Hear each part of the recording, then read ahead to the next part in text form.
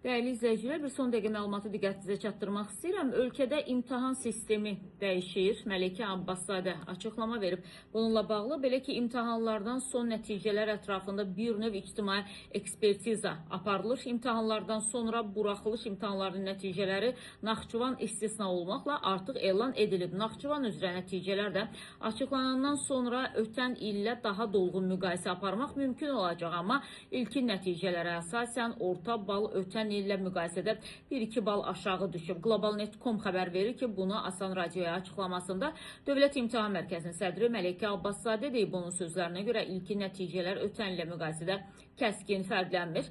Bu gözlədiyimiz nəticədir. Bildiririk ki, bu il imtahanlara düşmə və təhlil tələb edən suallar daxil etmişik və proqram çərçivəsindən kənara çıxmamışıq. Biz yalnız bilikləri yox, eyni zamanda şagirdlərin kognitiv bacarıqlarını da qiymətləndirmək istəyirik. Buna görə də bəzi məsələlərə şagirdlər tam hazır deyirlər. Onlar imtahanlara hazırlaşarkən əsasən əzbərçiliyə üstünlük verirlər.